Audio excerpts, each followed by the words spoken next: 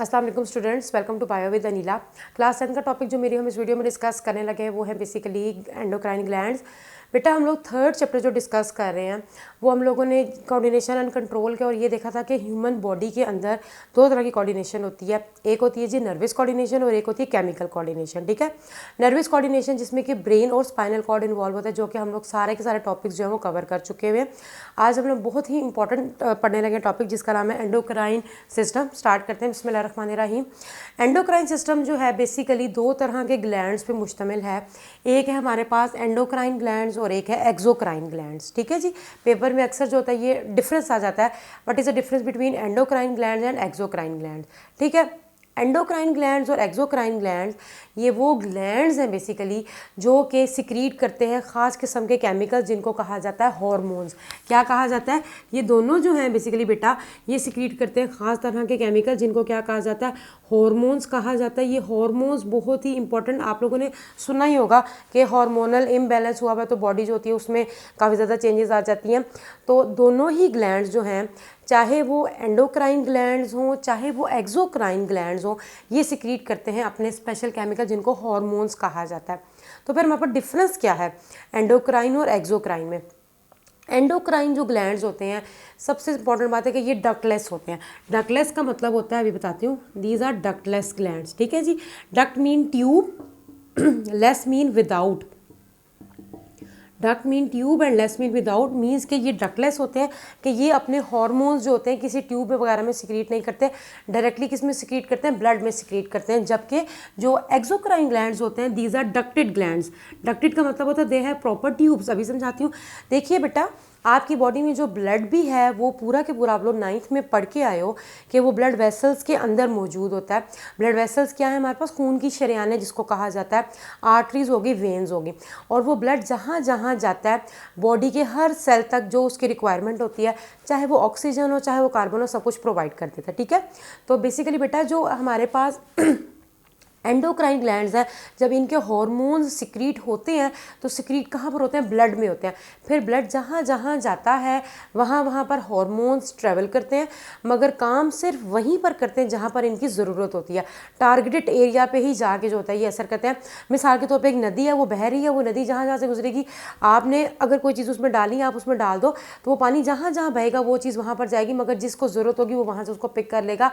तो इसी तरह जो एंडोक्राइन ग्लैंड्स हैं ये अपने हार्मोन्स क्या है? हमारे पास केमिकल्स हैं, ये क्या करते हैं? ये ब्लड के अंदर सिक्रीट करते हैं। तो फिर ब्लड जहाँ जहाँ जाता है ये हार्मोन्स वहाँ वहाँ जाते हैं, मगर ये काम वहीं पर करते हैं जहाँ पर इनकी ज़रूरत होती है।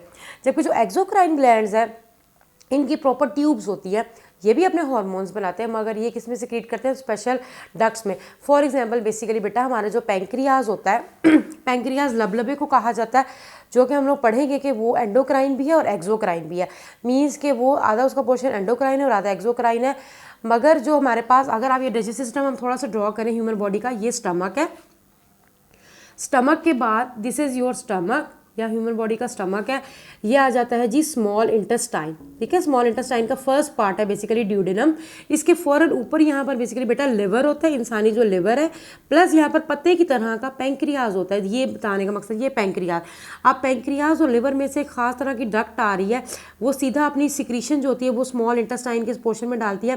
पैंक्रियाज के अंदर से भी वो डक्ट आ रही है जो कि इसमें शामिल हो जाती है। ये अब ये जो पैंक्रियाज हैं, ये इसका जो एक्सोक्राइन पोर्शन है वो इस डक्ट में, जिसको कहा जाता है पैंक्रियाटिक डक्ट, पैंक्रियाटिक डक्ट के अंदर अपना जो सिक्रीशन होता है वो डाल देता है। पैंक्रियाटिक जूस होता है, और वो पैंक्रियाटिक जूस जो होता है वो लिवर से आने वाली इस ट्यूब के साथ, जिसको कहा जाता है बाइल डक्ट, ये वो ट्यूब है।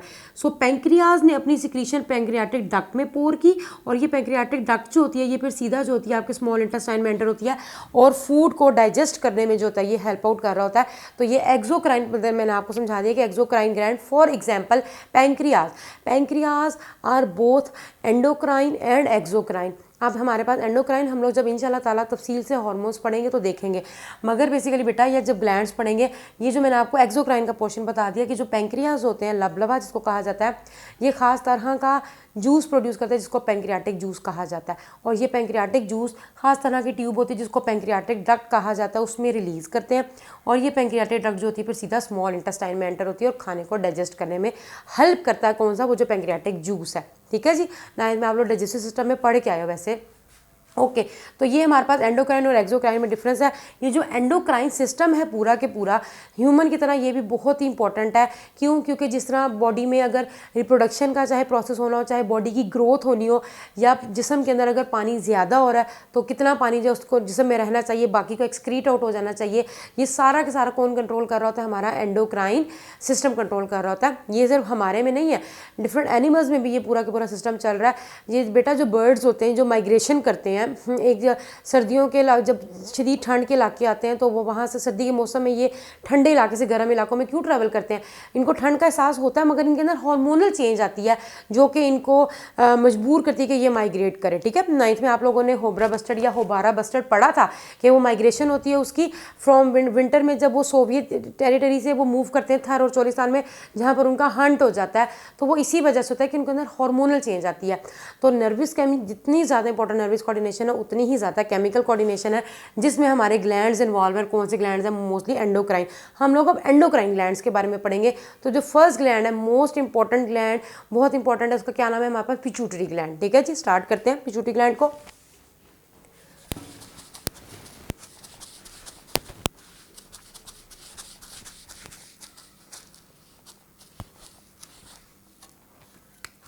जो फर्स्ट एंडोक्राइन ग्लैंड है that is known as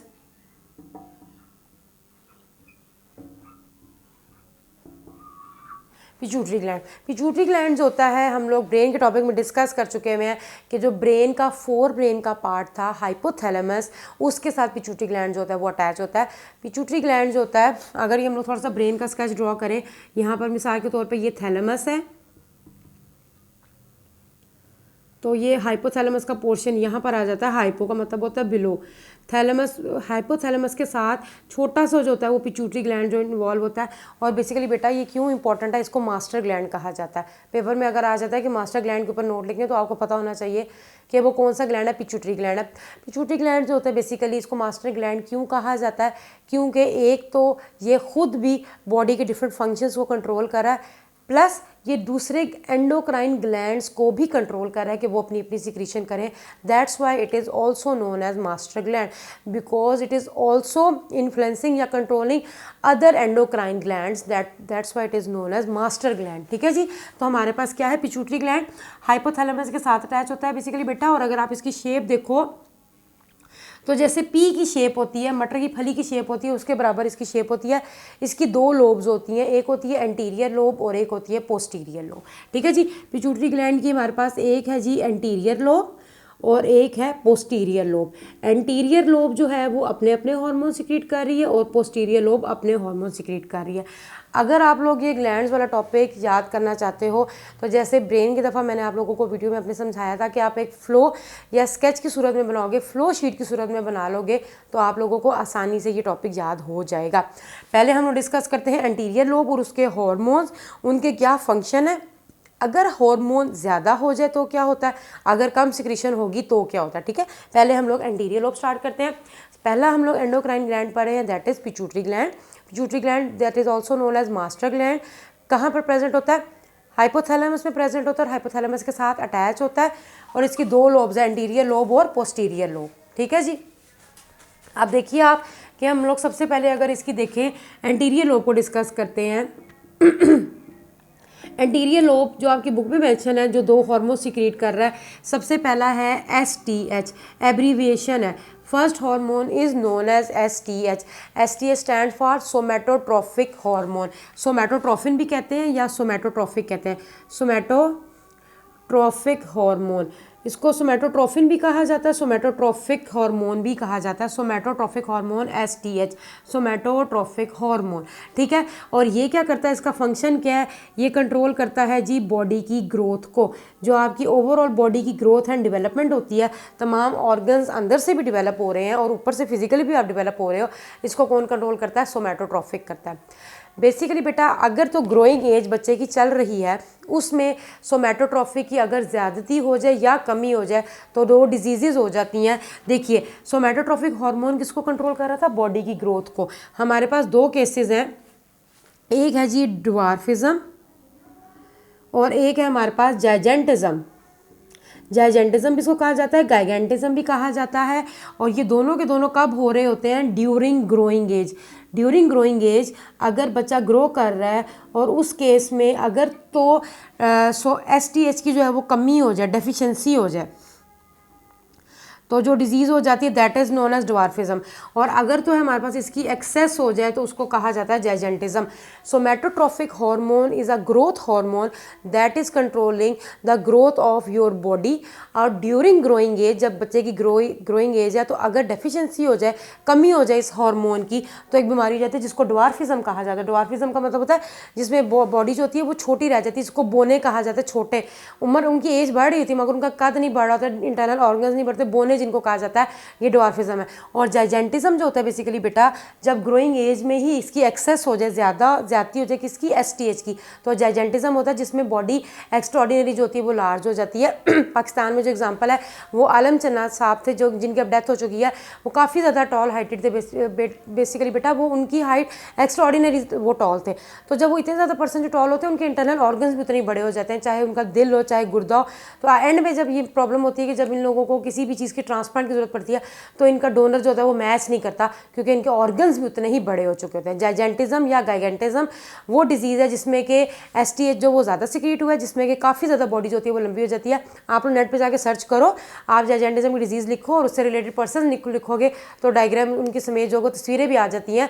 normal person की जितनी हाइट है उससे काफ़ी ज़्यादा इनकी हाइट जो होती है वो ज़्यादा होती है। और ड्वार्फिज्म में जिसमें कि नॉर्मल हाइट से जो होती है इनकी जो हाइट होती है वो कम होती है, ठीक है जी, जिनको बोने कहा जाता है। ओके, ये तो हो गया बेसिकली बेटा during growing age. Growing age में ऐसा हो रहा है। अगर after growing age somatotrophic hormone ज़्यादा सिक्रीट हो जाए तब क्या होता है कि बॉडी ने पूरा के पूरा ग्रो कर लिया हुआ है, अपनी उम्र तक पहुंच चुकी भी है, जैसे कि 20, 21, 22 सालों तक कहते हैं कि बॉडी की ग्रोथ होती है, उतना ग्रो कर दिया। अब उसके बाद अगर STH जो होता है वो ज़्यादा सिक्रीट हो तो क्या होता है, तो बेसिकली बेटा STH जो होता है अगर आफ्टर ग्रोइंग एज, जब ग्रोइंग एज हो चुकी हुई है तो उसके बाद अगर इसकी एक्सेस हो जाए, ज़्यादती हो जाए, तो एक डिजीज़ हो जाती है जिसका नाम है एक्रोमेगैली। एक्रोमेगैली वो डिजीज़ है क्योंकि बच्चों अब कद नहीं बढ़ सकता, कद नहीं जितना बढ़ना था वो बढ़ चुका है। तो फिर असर कहाँ पर शुरू हो जाता है, इसका असर होता है आपके फेस पे, हैंड्स पे और फीट पे, वो इनलार्ज हो जाते हैं। एक तो पूरा के पूरा स्कल जो होता है ये बहुत ज़्यादा बड़ा हो जाता है, प्लस हाथ और पाँव जो होते हैं वो बड़े होना शुरू हो जाते हैं, एक्स्ट्रॉर्डिनरी लंबे हो जाते हैं। इसको कहा जाता है एक्रोमेगैली, ठीक है। जिसमें हमारे पास जो बॉडी के जो हैंड है या जो फीट है या जो जॉज है या जो जबड़ा है वो जो होता है ये लार्ज हो जाता है, बड़ा हो जाता है, इसको कहा जाता है एक्रोमेगैली। एक्रोमेगैली भी एक डिजीज़ है जो कि सोमैटोट्रॉफिक हार्मोन के ज़्यादा होने से हो रही है, मगर किस केस में, आफ्टर ग्रोइंग एज, कि जब ग्रोइंग एज जो है वो हो चुकी हुई है, ठीक है जी। यहाँ तक समझ आ गया। एंटीरियर लोब का अगला हार्मोन भी हम लोग डिस्कस करने लगे हैं। हम लोगों ने अभी तक पढ़ा है जो सबसे पहला ग्लैंड पिट्यूटरी ग्लैंड है उसकी दो लोब्स होती है, एंटीरियर और पोस्टीरियर।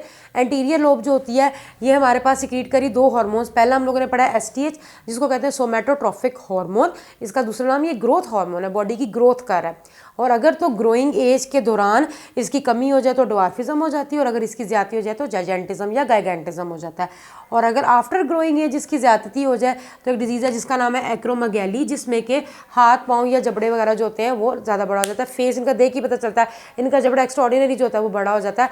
बाकी कद छोटा होगा, कद नॉर्मल होगा, मगर हाथ पाँव और फेस जो होता है ये जॉ बोन आपको ज़्यादा इनलार्ज नजर आएगी, ठीक है। बेसिकली बेटा ये हमारे पास फर्स्ट जो है ये हार्मोन है एंटीरियर लोब का। एंटीरियर लोब का ही सेकंड हार्मोन है जिसका नाम है TSH, जिसको थायराइड स्टिमुलेटिंग हार्मोन कहा जाता है, ठीक है जी। पिट्यूटरी ग्लैंड ही है, इसकी एंटीरियर लोब भी हम लोग डिस्कस कर रहे हैं। 2 लोब्स हैं, पोस्टीरियर बार में डिस्कस करते हैं एंटीरियर लोब। सेकंड जो इसका हार्मोन है that is known as TSH। TSH stands for thyroid stimulating hormone. Thyroid stimulating hormone वो हार्मोन है जो कि हमारे थायराइड ग्लैंड को जाके हिट करता है। TSH जाके अफेक्ट करता है किसके ऊपर, थायराइड ग्लैंड के ऊपर, ताकि वो अपनी जो है वो सिक्रीशन जो है वो प्रोड्यूस करे, it produce it's secretion. Thyroid gland क्या है हम लोग डिस्कस करेंगे। थायराइड ग्लैंड हमारे नेक में जो होता है वो प्रेजेंट होता है, बहुत ही इंपॉर्टेंट ग्लैंड है आपकी बॉडी का। तो जो थायराइड ग्लैंड है उसको कौन कंट्रोल कर रहा है? TSH। अब TSH थायराइड स्टिमुलेटिंग, स्टिमुलेट करना होता है बढ़ाना या तेज़ करना। थायराइड स्टिमुलेटिंग हार्मोन है TSH, जो कि थायराइड ग्लैंड को हिट करता है कि वो अपने अपने हार्मोन थायरॉक्सिन वगैरह है वो हम लोग डिस्कस करेंगे इंशाल्लाह ताला जब ये ग्लैंड पढ़ेंगे उसको रिलीज़ करें। ठीक है जी, तो ये आज का हमारा टॉपिक है जिसमें हम लोगों ने पिट्यूटरी ग्लैंड के इंटीरियर लोब को डिस्कस किया। नेक्स्ट वीडियो में इंशाल्लाह ताला पोस्टीरियर लोब को डिस्कस करेंगे और मजीद हम लोग ग्लैंड्स पढ़ेंगे और उनके हार्मोन्स। आई होप कि आप लोगों को आज का टॉपिक समझ आ गया होगा। नेक्स्ट वीडियो तक के लिए अल्लाह हाफिज़, दुआ में याद रखिएगा।